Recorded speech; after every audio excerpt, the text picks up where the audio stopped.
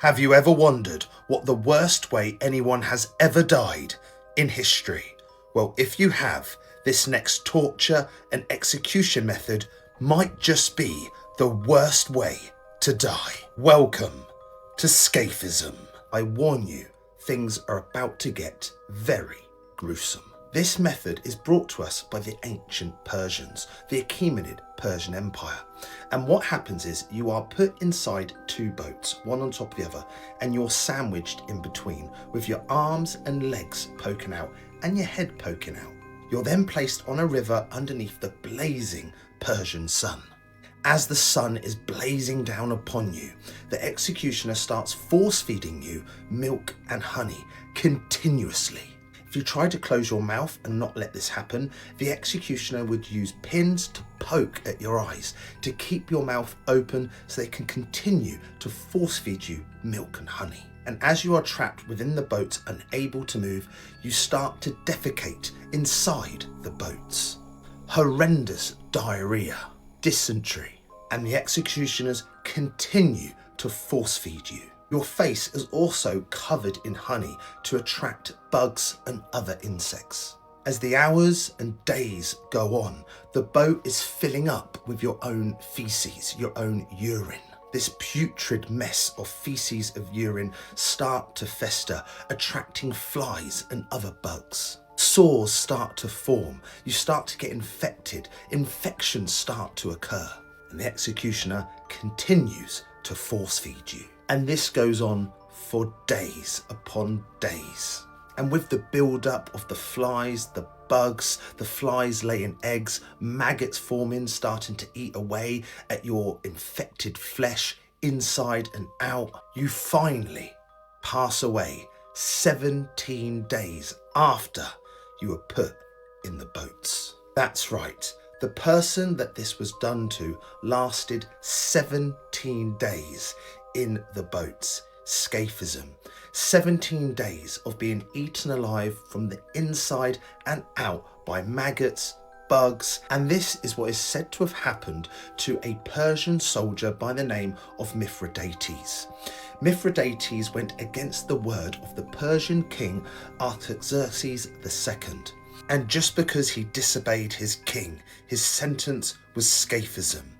And to many people, this is the worst way to die because of the mental torture on top of the physical torture. 17 days in this hell. This 20-year-old college student is facing charges after she gave birth to a live baby girl, watched her drown in the toilet, and then buried her in the backyard after attending class. It's another Lakin Snelling. Her name is Ann Mae Demiguillo, and she's from Palm Coast, Florida. So on March 5th, one of her friends calls police to notify dispatchers that Ann had apparently sent them a message on social media saying that she was pregnant, gave birth to a baby, and that she had done something to that baby. So on March 6th, at around 4 o'clock in the morning, police showed up at the house to do a welfare check. And while there, Ann showed them where she had buried the baby out in the backyard. She allegedly told them that she didn't even know she was pregnant and she started feeling crampy, so she went to the bathroom and buried the baby in the toilet. And she admitted that the baby was born crying. But apparently she walked away for a little bit, and then when she came back, the baby was no longer crying or moving. So she took the baby, put her inside a duffel bag, and then left for class at Daytona State College. And then after class, she went to some theater performance. She didn't get home that night until about 10 o'clock, at which point she got the baby out of the duffel bag, out of the closet, wrapped her up in a towel, and then went out to the backyard and buried her in about 4 to 5 inches of dirt. Investigators said the baby weighed 3 pounds and 6 ounces, and she was 18.7 inches long. They also said that when they spoke with Ann, she didn't seem to have any signs of remorse. She allegedly admitted that what she had done was wrong, but she didn't seem sorry for it. Here's her mugshot. She's been charged with aggravated manslaughter. Oh, and I want it to be known that Ann's mother was home when she had the baby, but apparently she didn't even know that her daughter was pregnant. This supermarket was left behind and everything remained inside.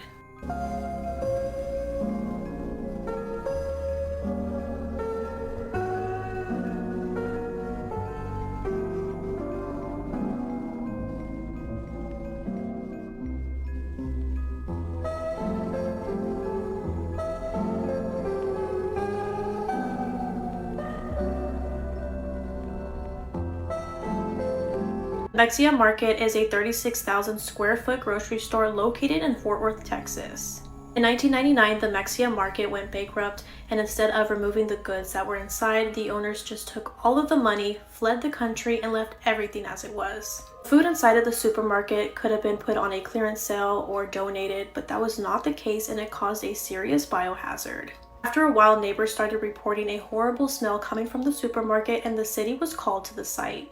Once they went inside of the building, they saw so many flies and rats going around the whole area attacking the food, and if they were to demolish or burn down the supermarket, those animals/insects would go to nearby businesses and homes. High levels of toxic gases were escaping due to decaying materials inside.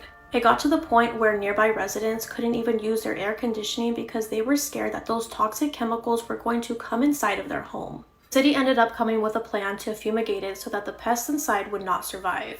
With knowing this, whoever was entering the building needed to take every precaution and wear the right kind of equipment so that they would not suffocate to death from the fumes. Once the cleanup was officially done, a lot of people were very angry that all that food was wasted and could have been donated to a local food bank for people in need.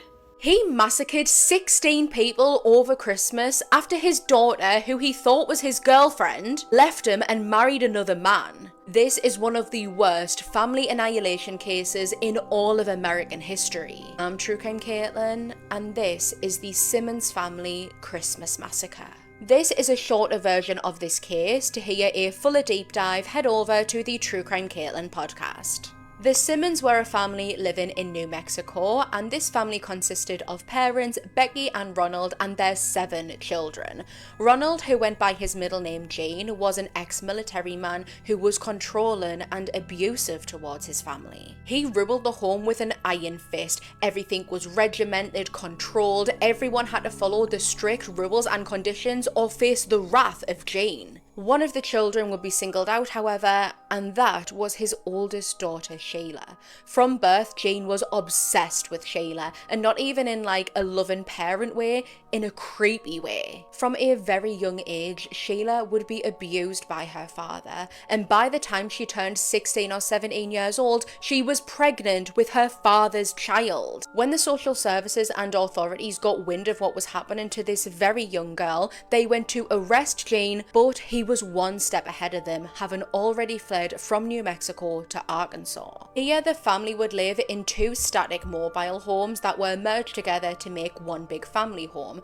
There was no gas, there was no heating, and no plumbing. Surrounding the home was around about 13 acres of secluded land. Where the family were living now was pretty remote, definitely out in the sticks. The closest town was around about 10 miles away. And that is exactly what Jane wanted. He wanted to isolate his family as much as possible because isolated people are easier to control. Shayla would go on to give birth to baby Sylvia, and extended family would say that following this, she almost became like Jane's second wife. He would be very inappropriate towards Shayla, and he wasn't bothered about hiding it from anyone, even in front of his wife Becky, who felt resentment towards her daughter because of the abuse. After so many years of living under Jane's rule, some of the older children began to rebel against them. Naturally, there was only so much of this that they could take. The 2 older sons had already moved out, got married, started their own families and their own lives, and none of them wanted anything to do with Jane. However, Jane's world broke in half when Shayla did the same. She had met a man named Dennis, who she would go on to marry and have a son with. She felt safe with Dennis, and so she confided in him everything that had been happening with her father, and Dennis promised that he would always protect her and Jane would never hurt her again. Jane, though, tried all which ways that he could to win Shayla back. He honestly felt like his wife, his girlfriend, had left him, kicked him to the curb, didn't want him anymore, and went with another man. Not that his daughter had just getting a boyfriend. When she refused, sticking to her guns, Jane would write her a terrifying letter, which read in part, quote, "You have destroyed me, and you have destroyed my trust in you. You have caused me a great deal of pain, suffering, sorrow, and loneliness. Well, you're going to regret that. I will see you in hell. Sheila would have no idea that these were not empty threats. Her father meant every single word that he said, and he was about to go on to commit one of the most haunting crimes in American history. On the 22nd of December 1987, Becky waved off her 4 younger children as they got on the bus heading for their last day at school. She returned to the family home, going back to bed, cuddling with her granddaughter Barbara. Ronald Jane Jr., also known as Little Jane, was Barbara's father, and they had came back home for Christmas. It was going to be the first one in many, many years that all of the family were going to be together, and everyone was so excited. Little Jane was asleep in bed when he would be awoken by something slamming into his head. Jane had gone out and retrieved a metal pole, which he was now using to beat his son with. When the pole didn't kill him or even debilitate Little Jane, Jane would pull out a gun and shot his son in the face several times, killing him. He then went to the room over the hall where Becky was cradling a hysterical Barbara. Becky tried to plead for their life, but she too would be shot to death by Jane. He then went on to strangle his 3-year-old granddaughter to death. Hours later, when the 4 children, Loretta, Eddie, Marianne and little Becky, all arrived home from school, they would be met outside of their house by Jane, who seemed in a good mood. He told the children that he had a special Christmas surprise for all of them, but he wanted to give it to them one by one, and Loretta being the oldest, she was going to get hers first. She was guided into Jane's private room within the family home, where using a length of fish wire, he would strangle her until she fell unconscious. Then, to ensure that she was dead, he held her head underwater inside of the pail in the family bathroom until he was confident that she was dead. He would then repeat this exact same thing another 3 times to all of the remaining children. The bodies would be dumped into a cesspit that had been dug on the property outside of the family home,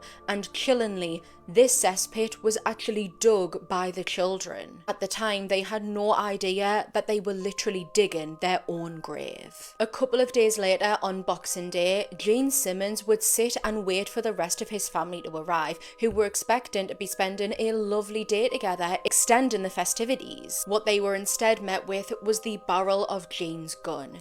His son Billy, his wife Renata, and their son Trey would be the first family members to arrive. Billy and Renata would both be shot shortly after their arrival at the family home. Their 20-month-old son Trey would be strangled. Sheila's family would be the next to arrive. She would walk into the family home holding Michael on her hip and 7-year-old Sylvia running around her legs. Jane would taunt Sheila for a couple of moments before he then shot her where she stood as she was still holding Michael. Her husband Dennis, who was still outside making his way into the house, heard his wife screaming, followed by the gunfire, and so he raced into the home to protect her. This was the murder that Jane was really looking forward to. To him, Dennis was his arch nemesis, and so he wanted to make it long, he wanted to enjoy it, and he wanted it to be very painful. However, out of all of the murders, Dennis would be the only one to be killed from a single gunshot. Sylvia, who again is Sheila and Jane's daughter, hid behind the Christmas tree in terror as this was all going on. She would be pulled out by Jane, who strangled her to death.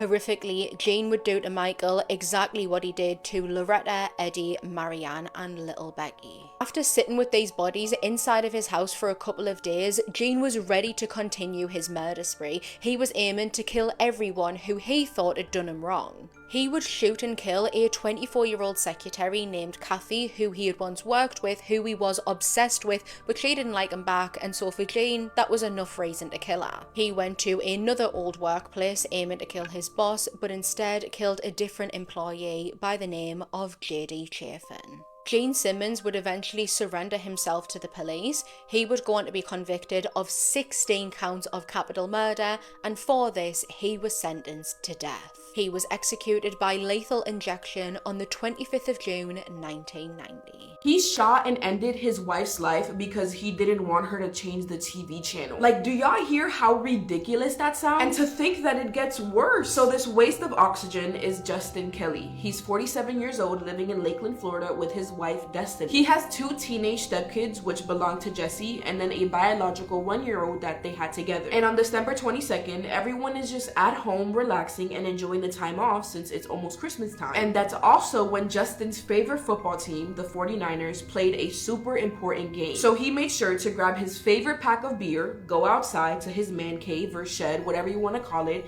and go watch the game. But for some reason, once the game was almost done, Justin was like, you know what? I want to watch the rest of the game inside the house. But when he makes his way into the living room, he notices that Destiny already had the TV on playing with one of her shows. And instead of being like, oh, you know what? Let me just go back inside my shed and continue watching it there so that way I don't disrupt my wife.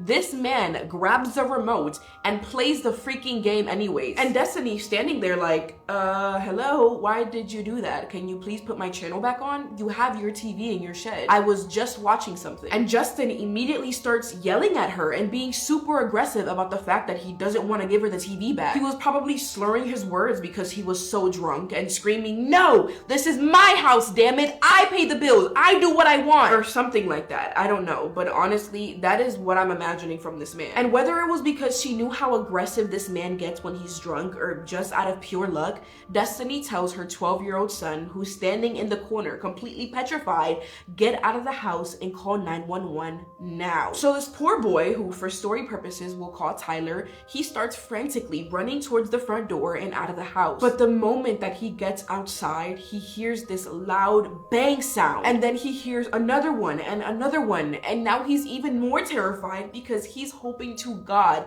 that that sound isn't when he thinks it is. Because to him, it sounded like someone just shot a gun inside his house. And scared out of his mind, he runs to his neighbor's house right next door, who by now had also heard those really loud bangs. And they're all like, oh my God, are you okay? Are you hurt? And Tyler's like, no, please call 911. Something really bad is going on inside my house. And so these neighbors quickly pull out their phones and they dial 911, and almost immediately, with their lights blaring, a group of police cars pull up right in front of the house, and they hop out with their vests on and weapons in their hand, and they start making their way towards the front door of the house. And the moment that they walk in, they see a puddle of blood, and lying near it was Destiny, and from the looks of it, she had been shot in the head. But this is where it gets worse, because now these officers are realizing that their own lives are also at risk because they can't find Justin, which means that he could be hiding anywhere in the house with a loaded weapon, just waiting for them to make a mistake so that he could take them out as well. And so they very cautiously move throughout the house, going room to room, searching for him,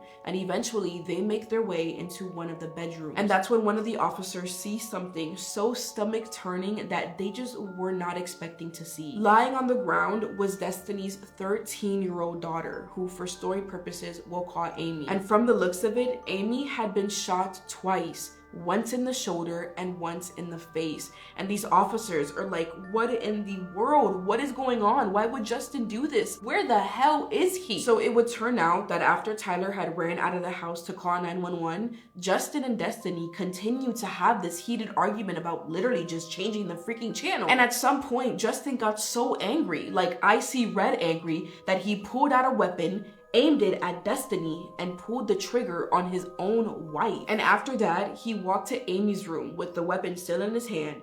He opened the door, casually lifted the weapon, and aimed it straight at Amy. Amy's obviously petrified, and she does what anybody in her shoes would do while they basically stare death in the face. She literally starts begging him, saying, please, please don't kill me, I beg you. But Justin, even after hearing her pleas for him to spare her life, he still firmly presses that trigger, and bang, bang, Amy drops to the ground just like that. And immediately after, he hears sirens coming. They're far away in the distance, but he hears them, and he's like, crap, I need to get out before I get caught. So he sneaks out of the house and he runs towards Lake Wales. And at some point, he makes his way to his deceased father's house and he hides himself in the backyard shed. But pretty quickly, police find out that he's hiding there, and they quickly pull up to the front and they start screaming, get out now!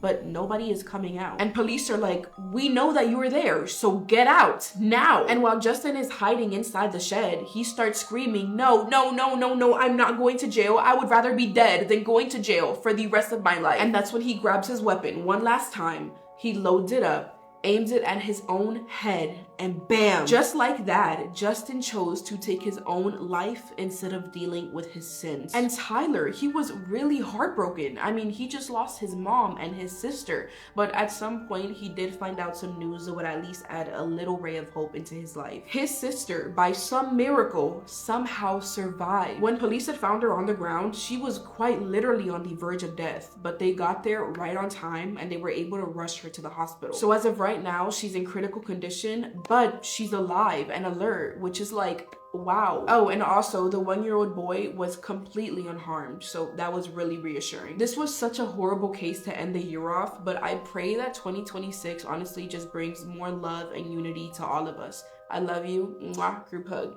This is why Coraline is one of the creepiest movies of all time. Everyone thinks Coraline is just a kid's stop-motion movie, but that's exactly why it's disturbing. The film traps you in a world where everything is perfect, colorful, and cheerful, but then you come to realize that beneath everything lies some very disturbing lies, and it's to lure children. The other mother isn't just creepy because of her button eyes. Although they are very disturbing, she has manipulation, control, and everything that could possibly fool you. She gives Coraline everything she wants, not what she needs, and that's what makes it super unsettling.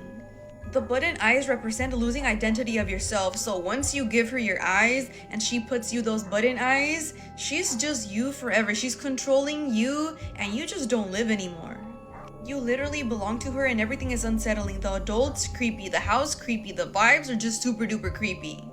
The thing about this movie is that there's no jump scares. I mean, there's a little bit, but not really. But it's just like psychological dread. That's what kills you in this movie.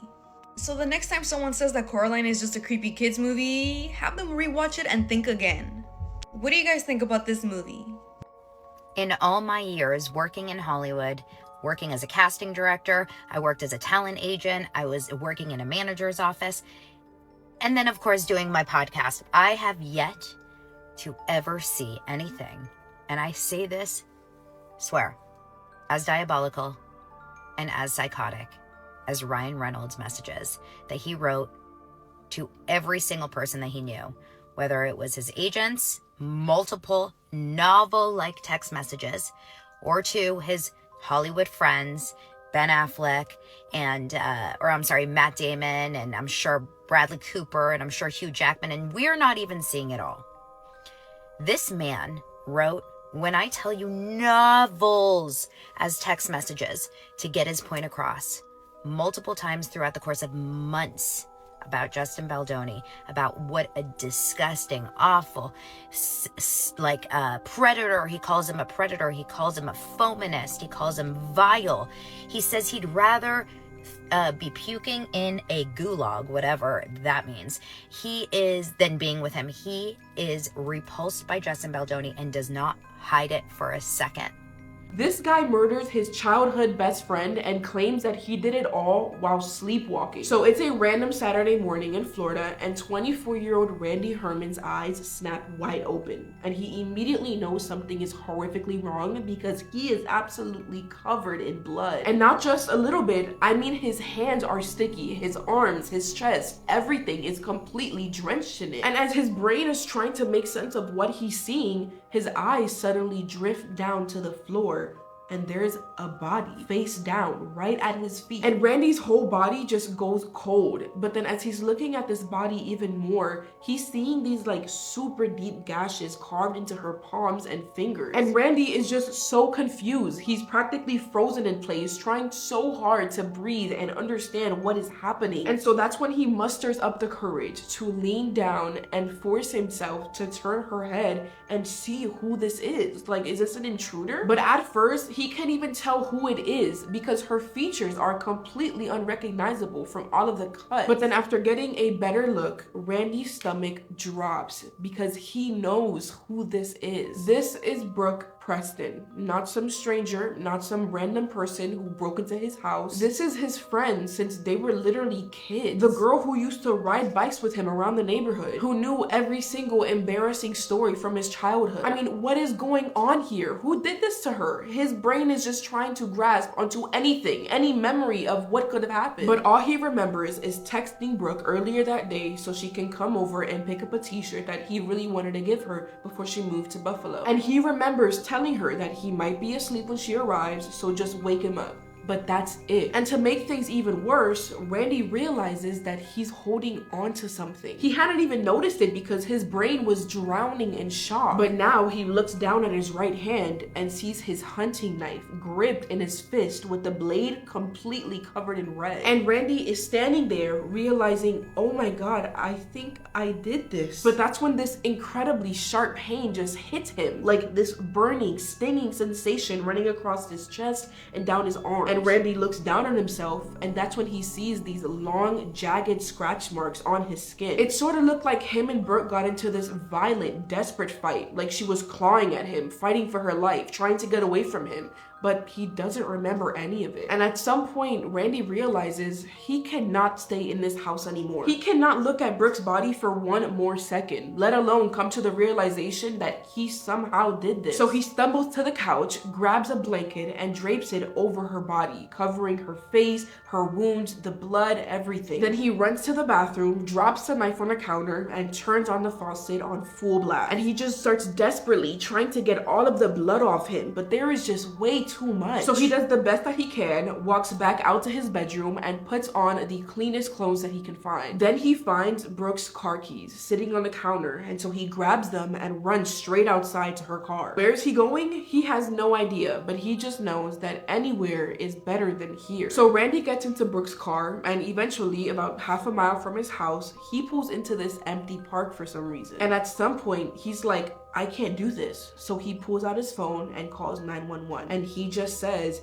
someone's been murdered. And the operator is like, okay, sir, where are you? Who's hurt? What happened? And Randy, with this slow, heavy breath, says, just send the police. It was me. I'm sorry. And within minutes, patrol cars rush to the parking lot and they cuff him. And one of the officers is like, where's the victim? And Randy, barely above a whisper, says, my house. Someone is badly hurt there. That's a way to put it, I guess. So officers follow Randy's direction back to his place, and the second that they step through the front door, the smell is what hits them first. And if you've never been around a crime scene, there is just no way to describe it. It's just wrong. The kind of smell that immediately tells you something terrible happened here. And so these officers are seeing bloody footprints everywhere, and I'm not exaggerating. It's leading from the living room to the bathroom, back to the bedroom, back to the living room. It was like an entire map of Randy's movements through the house after it happened. And there, in the middle of the living room floor, they see a body covered by a blanket. And so the officers walk over and they slowly pull back the bedsheet. But what they were staring at was so much darker than anything they could have imagined, because Brooke had been stabbed over 25 times, all over her body, her face, her neck, her stomach, to the point where if you didn't know her, you wouldn't even know this was a person. And all these officers are standing there probably wondering the same thing. What the hell would make Randy do this? So at some point, police take Randy down to the police station and they place him in one of those interrogation rooms to question him. And these two detectives sit directly across from Randy, who is just sitting there, completely hunched over, staring at his feet with tears streaming down his face. And he keeps muttering over and over in this broken voice, I'm a bad person, I'm sorry, I'm a bad person. And for 2 hours, they go back and forth with him, trying to piece together a timeline, trying to find a motive, trying to understand how a guy with no history of violence could do something this brutal to his childhood friend. And that's when Randy basically tells them that ever since he was a kid, he used to sleepwalk. And so that must have been what happened here. And these detectives are staring at him like, my guy,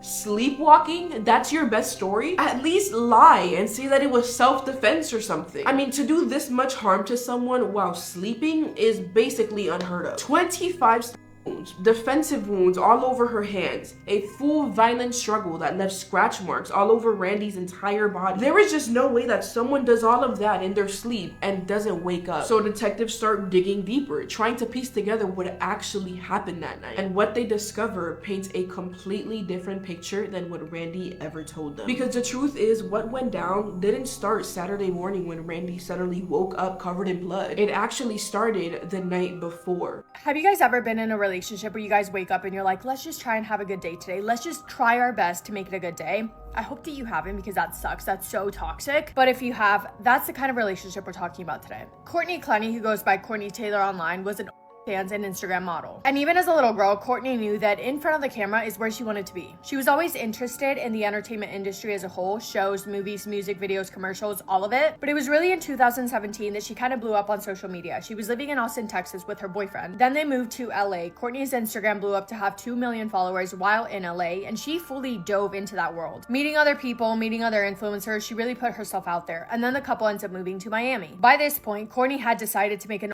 account under the name Courtney Taylor. And her bio or her description of her profile said, quote, "I just moved to Miami, so I need positive vibes. Scary big change for a little Texas girl." So in Miami, she rents a beautiful apartment under her name for her and her boyfriend to live in. She's more than blown up on by this point, by the way, not only from her making videos, but from featuring her boyfriend in her content as well. And she's making millions in the few years that she was doing this. The apartment they moved into in Miami is just about as luxurious as you can get. They were paying $10,000 a month in rent, but Courtney could afford it, so it was really no stress. I have no idea if the couple was splitting rent, if he was pitching it at all, or if she was the only one paying for the rent. It was only her name on the lease, but both of them were living in the apartment. And they got the apartment in that building in the first place to move into together. So who's the boyfriend? Christian Obumseli. He was originally from Texas, as was Courtney, and from my understanding, by the time that they moved to Miami, they had already been dating for a couple of years. Christian was once a student, also a very talented athlete. He graduated from Texas Tech University and later on worked in tech, playing a big role in founding a tech company. He's been described by friends and family members as a very kind and caring individual and also a star football athlete. So you have this couple who's frequently posting pictures and videos online, and their relationship seems beautiful. They have good friends, an awesome social life. They go to events. They're living in this beautiful apartment in Miami with the best views. They're rich. They're living lavish. They're in love. What more can you ask for? Well, as we always say it with me, you can't or shouldn't believe everything that you see on social media, because their relationship in reality off camera was toxic. They had an extremely combative relationship. Friends, family, and neighbors constantly heard them arguing. Some would say that Courtney was a crazy toxic girlfriend. Actually, Courtney herself called herself a crazy toxic girlfriend. Others would say that Christian was the problem for being controlling and jealous. But whatever the case was, the point is that their relationship was far off from healthy. To give you an idea, the police being called to their apartment was not unusual. Authorities would be called when their arguments escalated and got physical, and officers were going out to their apartment on average twice a month. At least. It wasn't good, but shortly before Christian's 27th birthday, one of their arguments would escalate to the point of no return, and the police would be called out to their apartment for one final time. On April 3rd of 2022, Courtney Clenny called 911 from her high-rise luxury apartment. Courtney is talking to the operator while you can hear Christian in the background saying, "I'm going to I can't feel my arms. I can't feel my arms." And while she's attempting, I guess, to talk to the operator, she's also talking to Christian saying, "I'm so sorry, baby, I'm so sorry." Before she yells into the phone, "Please, God, please come and save my boyfriend." Christian Obumseli was transported to the hospital, but his injuries, the wound that he had to his chest, it was fatal. The wound was 3 inches deep into his chest, directly above a tattoo that he had on his chest that said the name Courtney. He did not make it, and he passed away at only 27 years old. Courtney was taken into the station for questioning, and in that interview, she did not know yet that Christian hadn't made it. Detectives told her that he was still in the hospital being monitored. She asked them if he would need to have surgery, and they kind of avoided giving her a direct answer, but it wasn't until about 3 hours later, after Courtney had left the room to change out of her clothes that were absolutely covered in red, by the way, she came back to the room, and detectives told her, "We have to inform you that Christian did not make it. The doctors did what they could." She didn't take the news well. She immediately gasped. She put her hands up to her neck, taking the biggest breaths while raising her hand to her mouth, clutching her chest. She then asked the detectives, "Can I please have a hug? Am I allowed to do that in here?" That day, her parents got the first flight to Miami that they could to be there to support her, and she was released. However, months later, in August of 2022, Courtney Clenny was arrested and charged with second-degree murder. After her arrest, a flood of people who knew not only Courtney but also Christian would come out and talk about their relationship. Allegedly, they had broken up 1 month prior. But the one thing that every single statement seemed to have in common was that the relationship was toxic and destructive. However, it felt like friends and family members either leaned one way or another, towards Courtney being the primary aggressor 9 times out of 10, or towards Christian. And if you believed Courtney, you would say that what she did to Christian was in self-defense. However, I will let you decide that. According to Courtney Clenny, this is what happened prior to that 911 call. This is what she told authorities when they arrived at the scene. Courtney said that she had acted in self-defense during a physical altercation with Christian. She claimed that during their argument, Christian had gotten physically aggressive with her, allegedly throwing her to the ground and pushing her, and that she got scared of what he could be capable of doing to her. To protect herself, she grabbed it and she threw it at him from several feet away. During the confrontation, which resulted in that fatal to his chest. She said that they had broken up a month prior and Christian wouldn't leave her alone no matter what she said or did. She said he had been sleeping in different common areas of their apartment building because she wasn't letting him come into the actual apartment, and she told them that she had reported this to the staff members at the apartment building before. Apparently also, the police had been out to their apartment just days before because of a different argument, but her story was that what she did was in self-defense. She was defending herself from Christian, and that in the heat of the moment, fearing for her safety, she threw the knife. But the actual evidence from the crime scene, as well as Christian's injury, very much made this self-defense act questionable, and her behavior following Christian's passing did not help her case much. Just days after, Courtney was seen in a hotel lobby ordering beverages with her dad, looking a little bit too relaxed in a lot of people's opinions. When she was there, a woman saw her, recognized her, and looked at her and said, "You your boyfriend, so yeah, you should leave." She ended up leaving with her dad, but still, she seemingly did not realize the severity of the loss that her actions caused, and she didn't really seem to care about the public scrutiny that she was facing. Also, after the incident, but before her arrest, Courtney ended up moving back to Texas. Probably because she was trying to go out in Miami and acting very carefree and was probably judged for it, so she ended up moving back to Austin, where she bought a $1 million home. So still, once again, the way that she was moving, the way that she was acting, it wasn't sitting right with a lot of people, because whether it was an accident or not, her actions cost a human being his life, a human being that she was claiming to be in love with also, yet she was living her life as normal, spending millions, going out, chilling. It definitely felt unsettling to see how normal things stayed for her. Meanwhile, Christian's family members were coping with their entire worlds being flipped upside down. But sooner than later, the walls would be closing in on Courtney. So let's talk about the events of April 3rd, 2022 in more detail. The text, the videos, all the things that came out after the fact, and everything that ultimately led to her arrest. On April 3rd, Christian Obumseli left Courtney's apartment at 1:15 p.m. He returned at 4:33 p.m. with sandwiches for both him and Courtney. Everything that day seemed to be normal so far. When Christian was out getting sandwiches for the both of them, Courtney had realized that he had stopped sharing his location with her, and she was not happy about that. He came back at 4:33 p.m. At 4:43 p.m., so 10 minutes later, Courtney called her mother, spoke to her for 6 minutes, and then called her again at 4:49, spoke to her for 7 minutes. At 4:57 p.m., she made that 911 call to report that Christian was injured and he needed help.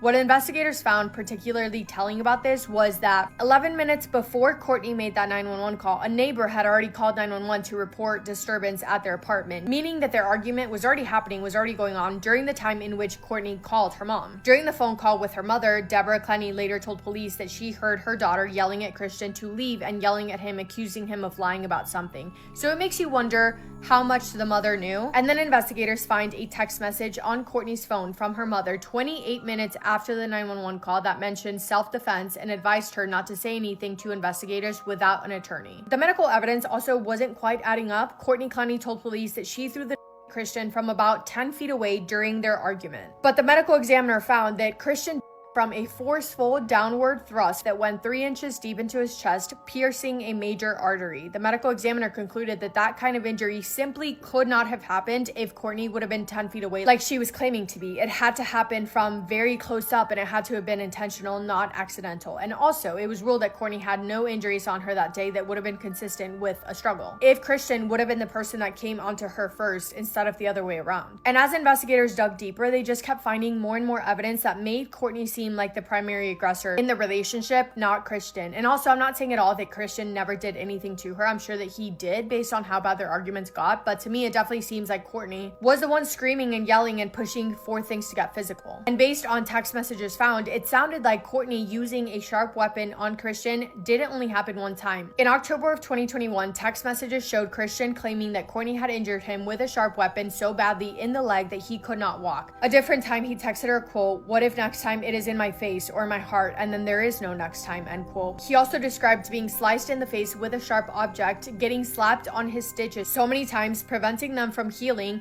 being cheated on, being kicked out, being called racial slurs on more than one occasion, all by Courtney. Photos obtained by investigators showed deep wounds to Christian's cheek and chin from late January that were severe enough that he did require to go to the hospital and get stitches. Unbeknownst to Courtney, Christian also had been secretly recording their arguments for weeks and even months leading up to his passing. And in many of the videos, Christian can be seen trying to hold Courtney back and restrain her from hitting him by grabbing her arms in her hands, but never hitting her back. In one of them, Courtney is heard yelling at him saying, "Shut up and let me slap you." So many of their friends also came forward to say that it was always Courtney hurting Christian, not only emotionally, but also physically, and multiple friends said that Christian would be way too quick to forgive Courtney for her actions. A lot of them also said that their arguments usually stemmed from Christian either looking at another girl, talking to another girl, like not in a romantic way, just casually, and Courtney getting mad at him. Even though Courtney had cheated on Christian, Christian had never been unfaithful to her, from my understanding, from my knowledge. And it was also stated that she would put in a lot of effort to try and isolate him, not only from his friends, but also his family. On top of that, Courtney also has a history of that kind of behavior towards other men. 4 months after Krishna Wumseli passed away on August 10th of 2022, Courtney Clenny was arrested in Hawaii. She was charged with second-degree murder with a weapon. To this day, she maintains her innocence, saying that she did what she did in self-defense. Her trial is scheduled for April of 2026. It's just so horrible, everything about it, but also, I don't know, I feel like toxic relationships are way more common than they should be. And I feel like people think that it won't get to this point, but it can. And that is why it's important for you to leave a relationship if something doesn't feel right, if you're not happy, if they're not happy, just leave. I know I have a lot of young girls that listen to my videos, so if you ever feel like you're not happy in a relationship, if you feel like it's not healthy, not only for you, but also for the other person involved, then just leave. A relationship is supposed to make you a better person. It's supposed to make you happy. It's supposed to make your partner happy. It's not supposed to be anything like this. It's horrible. But that is all I have for this video. I'm very intrigued to see what happens in her trial, so I guess I'll keep you guys posted. Thank you for spending time with me today. Hope you guys are having the best day. If not, go do something to make it the best day. Make somebody happy, and I will see you in my next video. Massive kiss on the forehead to every single one of you.